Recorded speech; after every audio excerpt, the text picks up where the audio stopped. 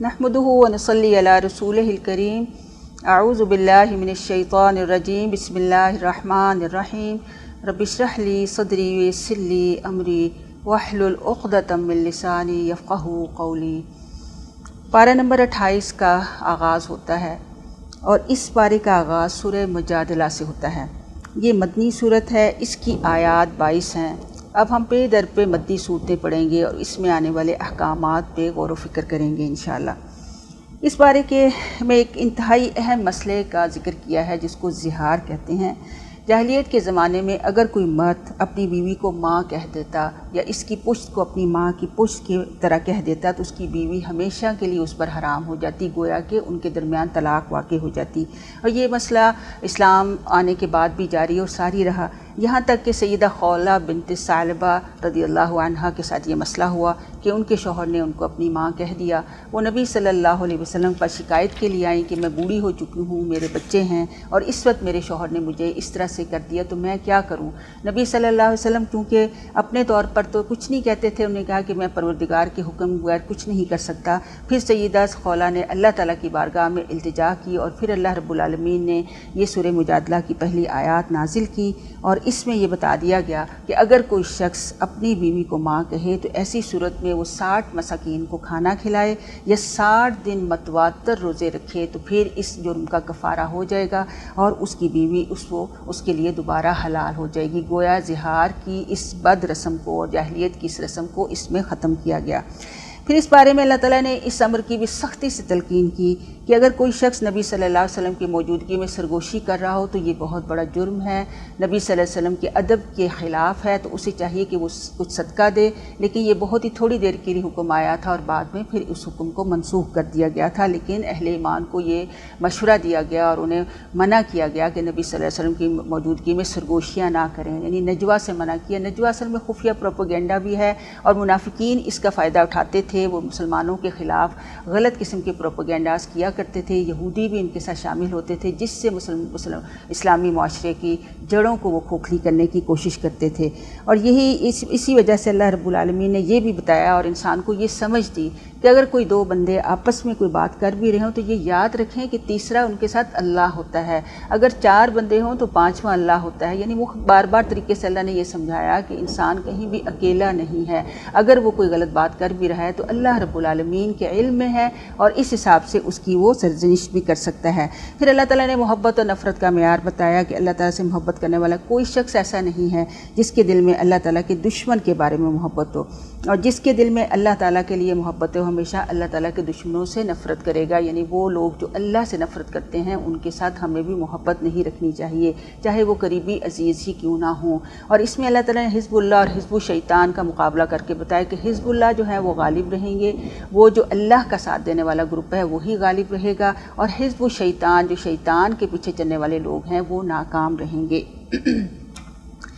پھر سورہ حشر ہے، اس کو سورہ بنی نذیر بھی کہا جاتا ہے، یہ بھی مدنی صورت ہے، اس کی آیات 24 ہیں اور اس میں بنو نذیر جو بغیر جنگ کے ہو گئی تھی اور اس میں یہودیوں کا قبیلہ جو مدینہ کے اطراف میں ہی تھے، ان کی معاہدے کی عہد شکنی کی وجہ سے ان کو جلا وطن کیا گیا تھا، اور پھر اس میں مال فے ملا تھا، جو بغیر جنگ کے جو مال غنیمت حاصل ہوتا ہے اس کو مال فے کہا جاتا ہے۔ اور اس میں اللہ رب العالمین نے اہل ایمان کو یہ اہم ہدایت دی کہ وما آتاکم الرسول فخذوہ، کہ جو رسول تمہیں دیں وہ لے لو اور جس سے وہ منع کریں تم اس سے رک جاؤ۔ گویا نبی صلی اللہ علیہ وسلم کی تشریعی حیثیت کہ اللہ کا نبی اصل میں شارع یعنی لا گیور تو اللہ رب العالمین ہوتا ہے، لیکن نبی اللہ کے حکم سے شارع بنتا ہے اور جو وہ حکم دیتا ہے اس حکم کو ماننا ضروری ہوتا ہے، کیونکہ مال فے کے سلسلے میں منافقین نے کچھ بہت سے اعتراضات کیے تھے جس کی وجہ سے یہ آیات بھی نازل ہوئیں، اور نبی صلی اللہ علیہ وسلم کی سنت اور حدیث، اب نبی صلی اللہ علیہ وسلم کی سنت اور حدیث ہمارے پاس موجود ہے،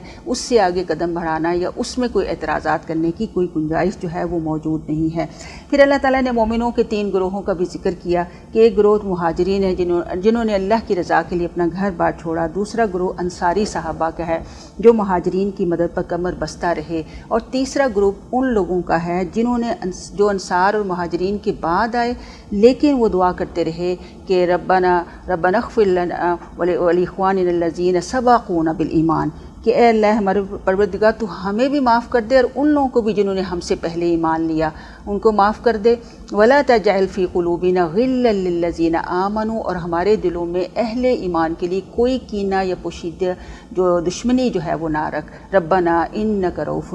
رحیم، اس دعا کو ہمیں بھی ضرور یاد کرنا چاہیے اور ہمیں بھی ضرور پڑھنا چاہیے کہ اللہ رب العالمین نے جو یہ دعا کرتے ہیں ان کو بھی کہا گیا کہ وہ بھی صحابہ اور انصار کے طرح کے ہو سکتے ہیں، اللہ ان سے بھی راضی ہوگا۔ اور پھر اس صورت میں اللہ رب العالمین نے منافقین کے بارے میں بھی کھول کھول کے بتایا اور انہیں ہدایت کی کہ ان کا مرض لا علاج تو ہے، لا علاج نہیں ہے، اس کا علاج یہ ہے کہ وہ اللہ کا تقوی اختیار کریں، فکر آخرت کریں، کل یعنی اپنے قیامت کے لیے جو ہے سامان کریں کہ یا ایھا الذین آمنوا اتقوا اللہ ولتنظر نفس ما قدمت لغد، کہ اے اہل ایمان تم اللہ کا تقوی اختیار کرو اور ہر نفس یہ اس چیز کی تیاری کری کہ اس نے اپنے کل یعنی قیامت کے لیے کیا تیار کر کے رکھا ہے۔ تو یہ بہت ہی اہم آیت ہے اس صورت کی اور اس پر ہمیں بھی بہت زیادہ غور و فکر کرنا چاہیے۔ پھر اللہ تعالیٰ نے قرآن مجید کی عظمت کے حوالے سے بتایا کہ اگر اللہ اس کو پہاڑ پر بھی اتارتا تو وہ ریزہ ریزہ یعنی اس کی ہیبت کی وجہ سے، اس ذمہ داری کی وجہ سے وہ بھی ریزہ ریزہ ہو جاتا،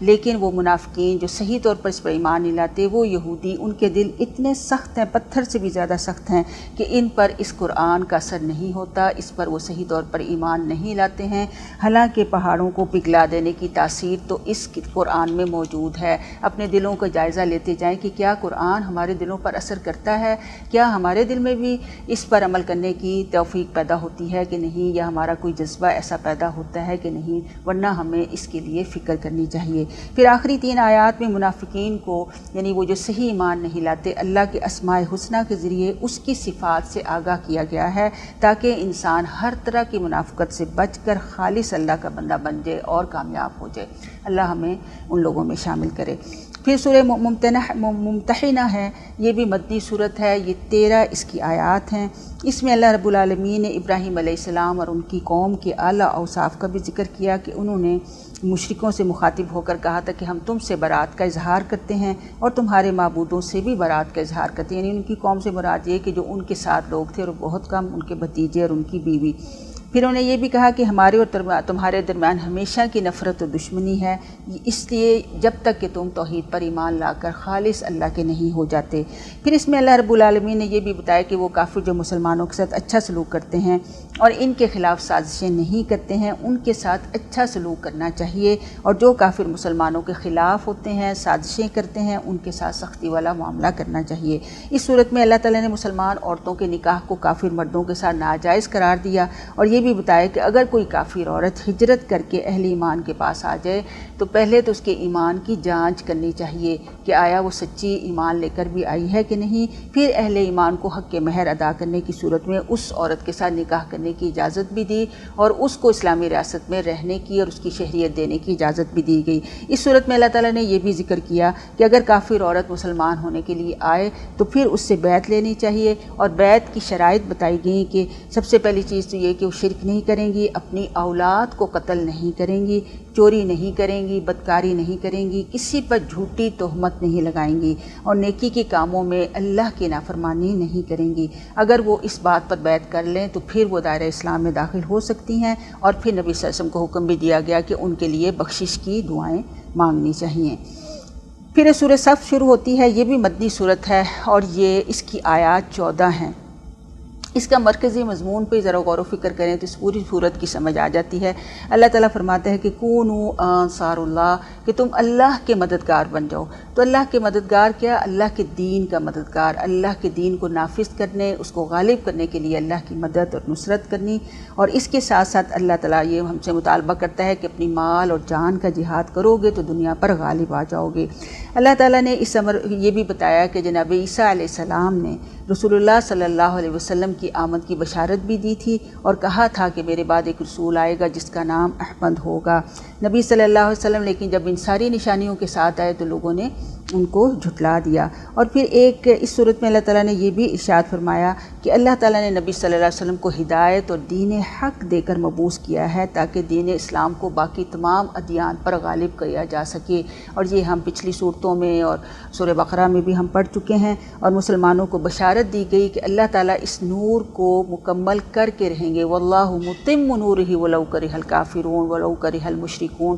3 دفعہ اللہ نے اس چیز کا اظہار کیا کہ چاہے مشرکوں کو، کافروں کو کتنا ہی ناگوار کیوں نہ گزرے، اللہ رب العالمین اس اسلام کو مکمل کر کے ہی رہیں گے۔ اللہ ہمیں ان لوگوں میں شامل کرے جن کے ذریعے اس اسلام کی تکمیل جو ہے وہ ہوگی۔ پھر اللہ تعالیٰ نے یہ بھی ارشاد فرمایا کہ اللہ تعالیٰ ان لوگوں سے محبت کرتے ہیں جو اللہ کے راستے میں سیسا پلائی ہوئی دیوار کی طرح صف باندھ کر لڑتے ہیں۔ اور اس صورت میں اللہ تعالیٰ نے حضرت موسیٰ علیہ السلام کا بھی ذکر کیا کہ انہوں نے اپنے قوم کے لوگوں سے کہا تھا کہ تم لوگ مجھے کیوں تکلیف دیتے ہو جبکہ تمہیں علم ہے کہ میں اللہ کا رسول ہوں۔ 10 پس پردہ مشرکین مکہ کو یہ ساری چیزیں بتائی جا رہی تھیں کیونکہ وہ بھی نبی صلی اللہ علیہ وسلم کو اسی طرح سے تنگ کرتے تھے۔ اور پھر اللہ نے اس میں ایک اہم نقطہ بتایا کہ جو خود ٹیڑھا ہونا چاہتا ہے، جو سیدھے راستے پر نہ آئے، تو پھر اللہ اس کے دل کو ٹیڑھا کر دیتے ہیں۔ اللہ تعالیٰ ہمیں اس طرح کی ٹیڑھ سے بچائے۔ اللہ تعالیٰ ہمیں دین اسلام کو صحیح طور پر سمجھنے، سیکھنے، اس پر عمل کی توفیق عطا فرمائے۔ اس کے بعد سورہ جمعہ شروع ہوتی ہے۔ یہ بھی مدنی صورت ہے، اس کی 11 آیات ہیں۔ اس میں نبی صلی اللہ علیہ وسلم کی بعثت کا مقصد تزکیہ نفس جو ہے بتایا ہے کہ دین اور دنیا میں توازن اور اعتدال سے رکھ کر یہودیوں کے غرور علم و نسب، یعنی یہودیوں کو بہت غرور تھا کہ اللہ ہمیں بخشی دے گا اور ہم عالم لوگ ہیں۔ اللہ تعالیٰ نے فرمایا کہ تمہیں چاہیے کہ ان کے اس غرور سے بچ کر دین کے اجتماعی احکام یعنی جمعہ پر بھی عمل کرو اور تزکیہ حاصل کرو۔ اور یہودیوں کے علم کی مثال یہ دی کہ ان کی مثال گدھوں کی طرح ہے کہ چونکہ وہ صرف علم برائے علم ہے، اس پہ عمل نہیں کرتے، تو گویا وہ ایک گدھے ہیں کہ جس پر کتابوں کے بوجھ لادے ہوئے ہیں، لیکن انہیں یہ نہیں پتہ کہ ان کتابوں میں کیا لکھا ہوا ہے۔ اور پھر اس میں اللہ رب العالمین نے مومنوں کو جمعہ کے آداب بھی سکھائے ہیں کہ جب جمعہ کی اذان ہو تو کاروبار چھوڑ کر فوراً نماز کی طرف متوجہ ہو جانی چاہیے، اور جب جمعہ کی نماز ادا کر لی جائے تو پھر کاروبار کرنے کی اجازت ہے، لیکن اس کاروباری مصروفیات کے دوران کثرت سے اللہ تعالیٰ کا ذکر کرنا چاہیے تاکہ انسان کامیاب ہو جائے۔ اس میں اللہ تعالیٰ نے یہ بھی بتایا کہ بعض لوگ تجارت اور اپنی لہو و لعب کی وجہ سے جمعہ اور نماز کو بھول جاتے ہیں، حالانکہ جو اللہ کے پاس ہے وہ اس تجارت اور اس کھیل تماشے سے بہت ہی زیادہ بہتر ہے، اور اللہ رب العالمین ہی بہترین رزق دینے والا ہے۔ پھر سورۃ المنافقون شروع ہوتی ہے، یہ بھی مدنی صورت ہے۔ اس میں اللہ رب العالمین نے منافقین کی بہت ساری قسمیں اور بتائی ہیں، اور منافقین کے بارے میں خبردار کیا ہے کہ یہ بڑی ہی چکنی چپڑی باتیں کرتے ہیں۔ اس وقت بھی نبی صلی اللہ علیہ وسلم کی مجلس میں آتے تھے اور قسمیں کھا کر کے کہتے تھے کہ ہم اللہ کی قسم کھاتے ہیں، آپ اللہ کے رسول ہیں۔ اللہ تعالیٰ اس کا جواب دیتے ہوئے کہتا ہے کہ اللہ کو پتہ ہے کہ آپ اللہ کے رسول ہیں، لیکن اللہ یہ قسم اٹھا کر کہتا ہے کہ منافق جو ہے وہ جھوٹ بولتے ہیں۔ پھر اس کے بعد اللہ تعالیٰ نے یہ بھی ذکر کیا کہ دنیا میں ان کے مال و دولت اور ان کی جسموں کی کیفیت، یعنی ان کے ڈیل ڈول اور خوبصورت جسوں سے جو ہے انسان متاثر ہوتا ہے، لیکن منافقوں کے لیے آخرت میں کچھ نہیں ہے۔ اللہ نے منافقوں کی اس حرکت کا بھی ذکر کیا کہ انہوں نے رسول اللہ صلی اللہ علیہ وسلم کی توہین کی تھی، اور انہوں نے اپنے آپ کو عزت دار کہا تھا، اور یہ حالانکہ عزت تو ساری کی ساری اللہ اور اس کے رسول صلی اللہ علیہ وسلم کے لیے ہے، لیکن منافق اس بات کو نہیں جانتے۔ پھر اس صورت میں اللہ تعالیٰ نے اپنے راستے میں خرچ کرنے کی تلقین بھی کرتے ہوئے کہا کہ موت کی آمد سے پہلے جو ہے خرچ کر ڈالو، ورنہ پھر آدمی حسرت کرے گا کہ کاش کہ مجھے موقع مل جاتا، میں اللہ کو راضی کرنے کے لیے صدقہ اور خیرات کر لیتا اور نیکوکار بن جاتا، لیکن اس وقت پھر اس کے ہاتھ میں کچھ نہیں آئے گا۔ آخر میں منافقت کا علاج پھر سے دوبارہ بتایا کہ اللہ کا ذکر کرو، اللہ سے ہی مدد مانگے، اور موت کا تصور اور فکر آخرت انسان کو منافقت سے بچا کر ایک سچا اور خالص اللہ کا بندہ بناتی ہے۔ پھر سورۃ تغابن شروع ہوتی ہے، یہ بھی مدنی صورت ہے، اس کی 18 آیات ہیں، اور سورہ تغابن کی فضیلت کے حوالے سے جو 2-3 چیزیں ملتی ہیں یہ ہے کہ یہ پہلی مکمل صورت مدنی صورت ہے جو ہجرت مدینہ کے بعد نازل ہوئی، اور دوسری اس کے فضائل کے اعتبار سے ہمیں یہ بھی ملتا ہے کہ یہ مسبحات میں سے ہے۔ مسبحات وہ صورتیں ہیں جو سبحا یا یسبحو سے شروع ہوتے ہیں، یعنی اللہ کی تسبیح کے ساتھ شروع ہوتی ہیں، اور ان صورتوں میں یعنی نبی صلی اللہ علیہ وسلم کے بارے میں یہ حدیث آتی ہے کہ آپ صلی اللہ علیہ وسلم رات کو سونے سے پہلے مسبحات کی تلاوت کرتے تھے، اور آپ صلی اللہ علیہ وسلم نے یہ بھی فرمایا فرمایا کہ اس میں ایک آیت ایسی ہے جو 1000 آیات سے زیادہ افضل ہے، اور ظاہر ہے کہ اس میں وہ والی آیت جس میں اللہ رب العالمین کی اسماء الحسنیٰ کا بیان ہے ان آیات کا ہی تذکرہ ہے۔ اور سورہ تغابن کا مطلب بھی ہار جیت ہے۔ اس کا مرکزی مضمون یہ ہے کہ آخرت کی ہار جیت ہی اصل ہار جیت ہے۔ آخرت کی کامیابی کے لیے اپنی مال، ازواج اور اولاد کی محبتوں اور آزمائشوں سے کے باوجود انسان کو سخاوت اور اللہ کے راستے میں صدقہ و خیرات دیتے رہنا چاہیے، انفاق فی سبیل اللہ کرنا چاہیے، تاکہ اللہ تعالیٰ آخرت والے دن، قیامت والے دن اس کو صحیح معنوں میں جیت عطا ہو اور اس دن وہ کامیاب ہو جائے۔ پھر سورہ طلاق آتی ہے، یہ بھی مدنی صورت ہے۔ اس میں اللہ تعالیٰ نے طلاق کی مختلف عدتوں کا ذکر کیا ہے کہ بوڑھی عورت کی عدت جو ہے وہ 3 ماہ ہے، جبکہ عام عورت کی عدت 3 حید ہے، اور حاملہ کی عورت وضع حمل ہے۔ پھر تقویٰ کے فوائد کا بھی اس میں ذکر کیا گیا ہے کہ جو تقویٰ اختیار کرتا ہے اللہ تعالیٰ اس کی تنگیوں کو دور کرتے ہیں، اس کے معاملات کو آسان فرماتے ہیں، اس کو رزق وہاں سے دیتے ہیں جہاں سے اسے گمان بھی نہیں ہوتا۔ اور اس کا مرکزی مضمون یہی ہے کہ عائلی معاملات یعنی فیملی میٹرز جہاں میاں بیوی کے درمیان باہمی نفرت اور عداوت کی صورت میں بھی انسان کو حدود الہی اور تقویٰ کا اہتمام کرنا چاہیے۔ اور پھر اس کی آخری سورت سورہ تحریم ہے، یہ بھی مدنی صورت ہے۔ اس میں اللہ تعالیٰ نے فرمایا کہ اللہ کی حلال کردہ چیزوں کو کوئی بھی حرام نہیں کر سکتا۔ کسی کی خوشنودی کا معاملہ، چاہے وہ بیوی کی شدید محبت ہو یا کسی بھی انسان کی محبت، انسان کو اللہ کی ایسے کام نہ کرے کہ کسی کی محبت میں وہ اللہ کی حدود کو پامال کر دے۔ پھر اس صورت میں اللہ تعالیٰ نے حضرت نوح اور لوط کی بیویوں کی مثال ناکام عورتوں کے طور پر دی کہ وہ نبیوں کی بیویاں تھیں، لیکن انہوں نے نبی کی بات نہیں مانی تو اللہ نے ان کو جہنم میں داخل کیا۔ اور کامیاب عورتوں کی مثال فرعون کی بیوی حضرت آسیہ اور حضرت عیسیٰ کی والدہ حضرت مریم کی مثال کامیاب عورتوں کے پر دی کہ انہوں نے اللہ کے حکم کی فرما برداری کی۔ آسیہ نے فرعون جیسے بادشاہ کی پرواہ نہیں کی، اس نے دعا مانگی کہ رب ابن لی عندک بیتا فی الجنہ، کہ اے اللہ مجھے اپنے پاس جنت کا گھر دے اور فرعون کے عمل اور اس کی قوم کے عمل سے نجات دے۔ تو اللہ رب العالمین نے ان کو بہترین عورتیں اور جنت کی سردار عورتیں بنایا۔ اس کا مرکزی مضمون یہی ہے کہ میاں بیوی کے درمیان محبت اور اعتماد کی صورت میں بھی اللہ کی حدود کی پاسداری لازم ہے۔ خاندان کا ادارہ تقویٰ کی صورت میں ہی مضبوط ہو سکتا ہے۔ اللہ تعالی ہمیں تقویٰ اختیار کرنے کی توفیق عطا فرمائے۔ وما علینا الا البلاغ المبین۔